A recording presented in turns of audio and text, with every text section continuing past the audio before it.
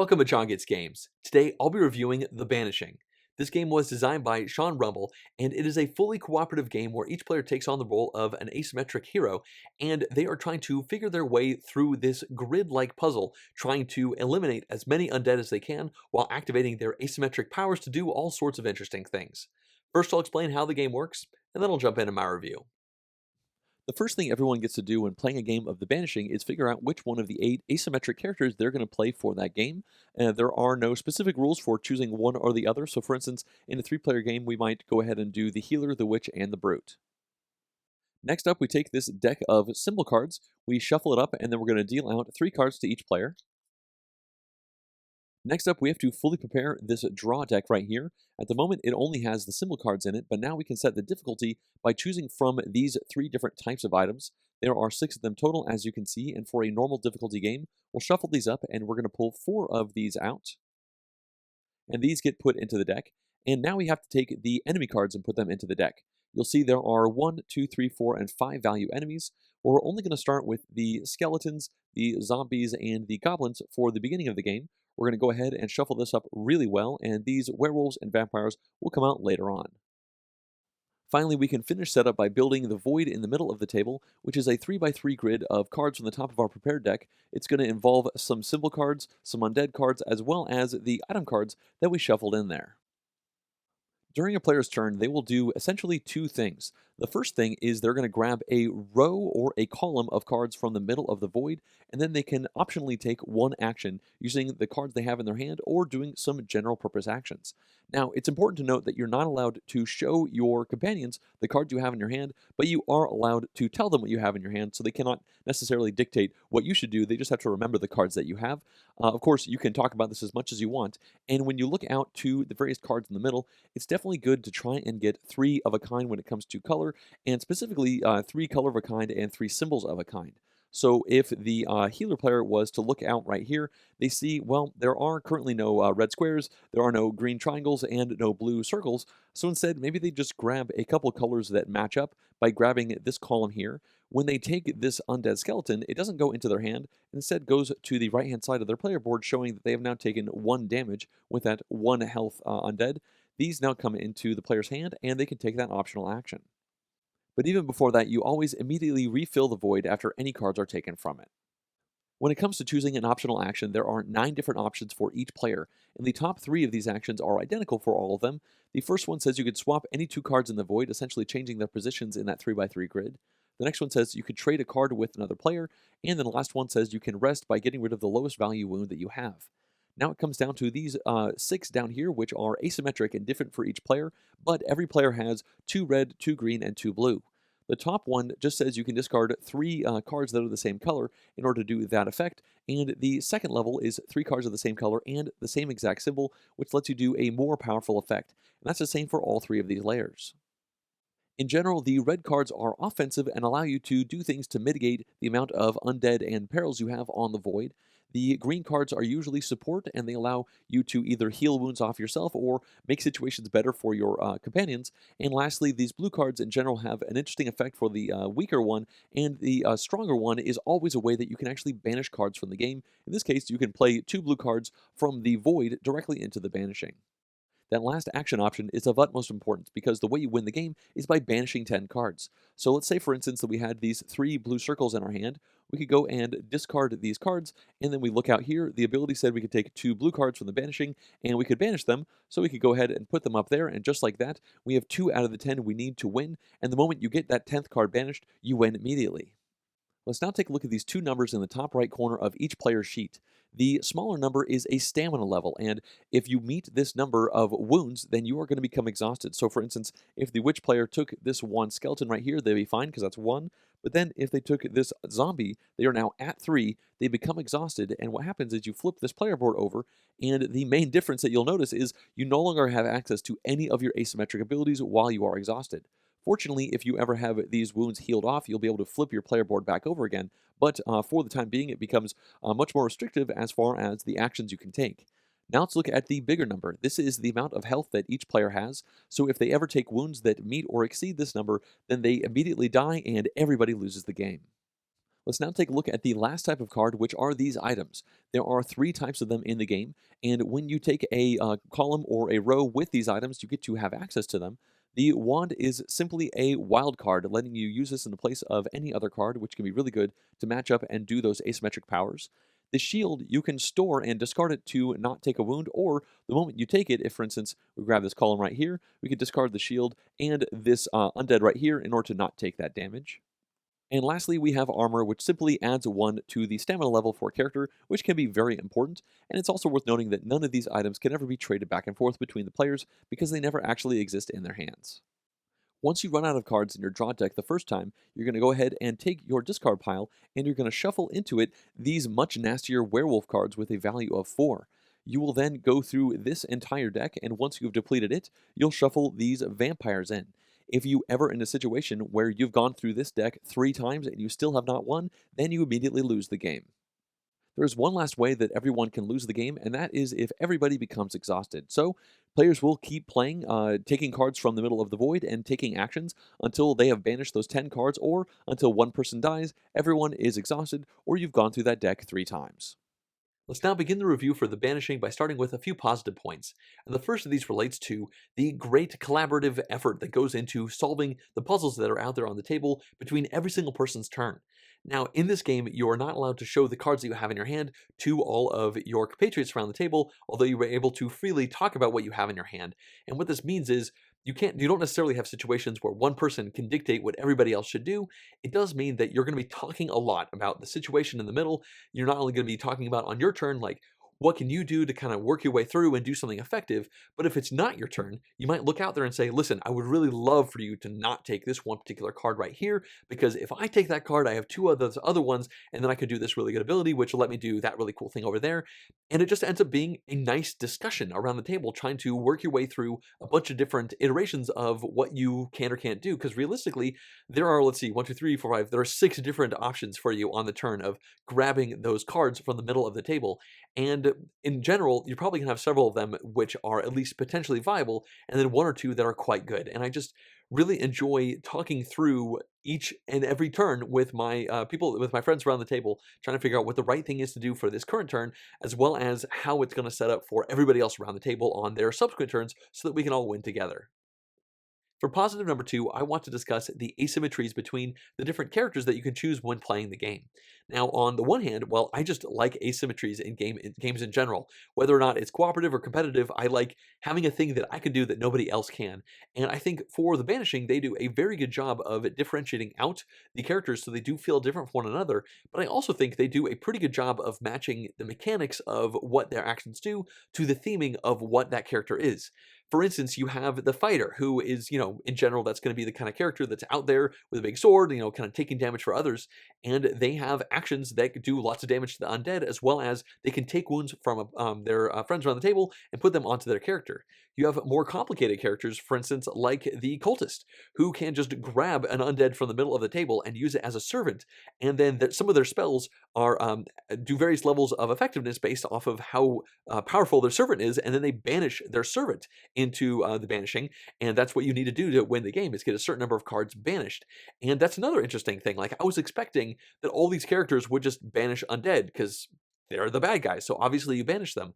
But actually, many of these characters banish these symbol cards and different varieties of them. So that means you're almost doing a bit of deck deconstruction with the game, or deck building, but kind of in an inverse way, because that deck of cards that you go through, you'll do it 3 times, and as you cycle through the discard and then do a reshuffle, you're going to bring in more bad guys. But as you're banishing things out of that deck or keeping them in your hand, they're also not back in there in the deck. So you're constantly thinking about, well, if we only have characters that only banish non-undead things, we might be in trouble, because the undead are just always going to keep cycling in and out, and they're always going to keep coming out there, and we need to pull them out into the Banishing. And that's just neat. I wasn't expecting that amount of variety. Specifically, I have like the Bard, who can only banish the green circles, and there's only 6 of them in the whole deck. So I guess the Bard character is not going to be banishing that much compared to other characters that could banish a wide variety of things, like, well, just the undead in general. So either way, I just really enjoy the asymmetries in the game. They impress me more than I was expecting.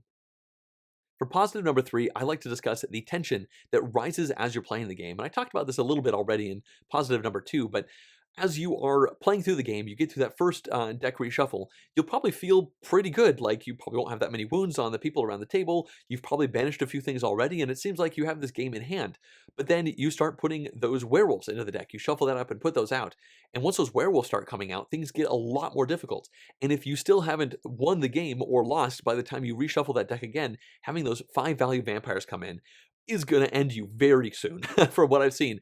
In many of the games, we haven't even gotten to that third reshuffle, either because we lost or because we won. And I enjoy that tension. It seems like everything's going good. We're kind of feeling out our characters, talking about what our abilities are and like discussing how they can interact. And then you're growing, you're learning how to work together in this specific asymmetric setup as the game ramps up. And I never want a co-op to feel easy, and this one has certainly not felt easy. I've lost several times now, and I like feeling like our back is to the wall. We just have to do this, and if we pull it off, then that's great, and if we don't, then we lose. But it's just a good feeling that every good co-op needs, and I think it's definitely here. It's now time to cover a couple neutral points, and the first of these has to do with luck of the draw. This is a card game at its heart. It's a small box with a big deck of cards. You shuffle those up and you play those out, and that shuffle is going to present you with constant puzzles from every single turn to turn. And there will be times where it seems like the luck of the draw is just really bad. It's just out to get you. And there'll be other times where you feel like you are absolutely saved because you just happen to pull over those 3 perfect cards that work out exactly for this ability that you need to clear this other stuff out. And all those things are fun, honestly. Like, they keep you in the game, they keep it tense. You can't necessarily say, okay, we're definitely fine all the time. I mean, you could definitely say that earlier in the game, but you want to have that sense of tension. And it seems like, in general, the luck of the draw balances out to a certain extent. I felt like the losses that I've had have been games that we probably shouldn't have won. Maybe we should have planned a little bit better, and we could have maybe done something to actually pull out the win or get a little bit closer than we did. And I felt like the games that I've won, well, we've done a good job. And perhaps, a couple of those werewolves really did stay down there at the bottom of the deck. And if that had not happened, we would have lost. But that's just the way the game shakes out. And it usually plays in about an hour. So having a reasonable amount of luck of the draw in a game in that time frame, I think, is very understandable. And I have no problem with it in this game, but it's definitely something you should know about going into it. For neutral number 2, I just want to briefly state that the graphical presentation for this game is definitely form over function. And in general, that's probably a good thing, and that's why this is a neutral point, not a negative, because on the player boards, there is a ton of text, and you need to know that text, and there's no way they could have done this with just icons, so it's good they kept them relatively plain so that you could look down and see what you need to know, but it also means that it's a bit drab looking. It's just, some kind of big blocks of color and some lines and a bunch of text. The other thing is the front cover of this box, while it looks okay and it's nicely put together, it speaks nothing to what the game is actually about, and it really is very generic looking. So it's a bit of a nitpick, I know, but I figured it was worth mentioning that the game functions very well, and the actual deck of cards, I think the silhouettes for the undead do work very well, but I also wouldn't have minded having a little bit more art on all these things to pull me in a little bit more, but it's not that big of a deal. We've now reached my one negative point for the game, and that has to do with the stamina levels for the characters that you're playing. Now, if you remember, once you've taken enough damage to equal your stamina level, you flip your player board over and you lose access to all of your asymmetric powers. And I found that that kind of takes away the fun of the game to a certain extent. And of course, that feels tense, like it feels risky, like you need those powers to win. You can't banish cards without those asymmetries, so you can't be exhausted and banish cards at the same time. But I feel like from a design perspective, they're kind of taking away the cookie of this game, and it's possible that you would be a bit of a sacrificial lamb for one particular play and just take a lot of damage, especially if you're like the fighter or the brute, and flip it over to the exhausted side and never get access to those asymmetric powers again. And I just don't really like this entire mechanic. I feel like I would rather not have the stamina level at all so that you always have access to all of your really cool abilities, and maybe just make the game a little bit harder to compensate for that. So this is obviously a design decision they were making, but some of these characters hit hit exhaustion at 3 wounds, which can happen easily and often, and these characters do very cool things, and it is another aspect to the puzzle that is enjoyable when you're actually crunching through the puzzle, figuring out how best do we do this turn. Well, we have to clear this out, because if we don't, then the next person takes that thing, and then they become exhausted, and then they can't use their cards. But I want to use these abilities. I want to activate all these card abilities, and I feel like maybe the stamina levels could have been kicked up a notch. So instead of having it be at 3 for a character that had 7 health, maybe have it be at 5 or something like that. So you're almost dead by the time you actually lose access to these things. But again, that would change the balance of the entire game as well. But it doesn't hurt the game overall. I don't like being exhausted. And thematically, that makes sense. But mechanically, when I'm actually playing, I want to play with my toys. Let's now discuss the variability for the Banishing, and I found it to be a little bit better than I was expecting going in. I knew that there were these asymmetric characters, but I was not expecting 8 of them, and I was also not expecting them to play as differently from one another as they do. Now, that's not to oversell the point. Like, when you're playing the game as the witch versus the game as a healer, you are doing largely similar things. You're going to have similar discussions about how you're going to evaluate that puzzle in the middle of the table, but the actual actions that you're going to evaluate do feel quite a bit different. Like, the healer is doing a lot of healing. They're banishing completely different cards than maybe the witch, who needs to take damage before they can actually banish that damage from them into the Banishing, which is the way you win the game. So yeah, I expected it to be a reasonable amount of variability, but it exceeded my expectations a bit. The Banishing technically plays 3 to 5 players, but I have played it at 2, 3, and 4, so I don't have any experience with the 5-player game. And I have a funny story about the 2-player game. The first time I ever played it was with my wife, Jessica. I got it in the mail, and I was like, hey, let's play it tonight. So we set it up, and we just played an entire game. And it wasn't until the very end that I was packing up the box that I looked on the outside and saw that technically it's only supposed to play 3 to 5 players. So I can tell you that it actually played pretty well at 2. I don't see a reason for it not to be a accepted player count on the outside of the box. It was maybe a little bit easier because of that player count, but you could probably counteract that by putting less of the items into the deck. So 2-player definitely works, but I think that 3 is likely the best way to play this game just from a downtime perspective. Like, downtime isn't that bad because you're collaborating together even when it's not your turn. But the 4-player game definitely took a little bit longer than that 3-player game did, and I enjoyed it at 4. And I feel like 5 probably works, but that is also probably just more people than you realistically need around the table. Like, I feel like it's probably going to be a little longer than I want it to be overall, even though it likely will work. So yeah, I think 3 is the best way to do it, but feel free to give it a shot at 2. We did, and it worked fine. In conclusion, I've played The Banishing 4 times at this point, and my expectations going in were that this would be a good, somewhat simple, small box cooperative game, and I'm happy to say that those expectations were met and exceeded because the collaborative experience of trying to figure out how to deal with every single puzzle on each person's turn turned out to be more fun than I was expecting. There is less quarterbacking going on than I thought there would be because you're not showing the cards you have in your hand, so you have to say, does anybody have any green triangles, or what blue cards do people have? And so that keeps you talking back and forth as opposed to just having one person dictate what you're doing. And then I also like the emotional rise and fall of the actions that you're doing through the game with the really cool abilities on the asymmetric characters you have. You will definitely have moments where you get excited to have that 3 of a kind with the symbols and the colors. You play it down and you wash away all of the undead from the board, or maybe you do something risky like drawing cards on the top of the deck, and it happens to work out perfectly and you banish those cards. Those are really great moments. But then you also have the lows of the tension just building and building and building as you flip over that one werewolf in the one worst spot on the board. That was the one location that couldn't be a werewolf. And that emotion is what you need in cooperative games because you're not playing against a smart competitor. The game itself is the thing you're playing against. And realistically, the luck of the draw is what you're playing against. And I think all this stuff comes together into a really good package.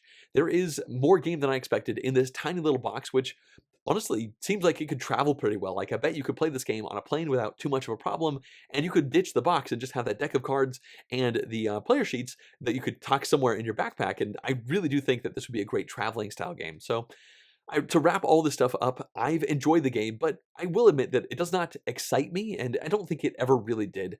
I will likely play this game several more times in the future, but I'm not super jonesing to get it down onto the table.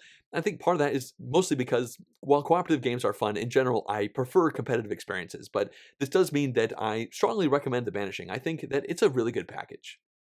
As always, I'd like to thank everyone who's been supporting this channel through Patreon, including all of these producer-level pledges. If you too would like to support the channel and everything I do here, please go to patreon.com/JonGetsGames, and I'd really appreciate it. Also, if you'd like to see more in-depth board game reviews like this one, as well as full game playthroughs and vlogs, please subscribe to the channel. Thanks for watching.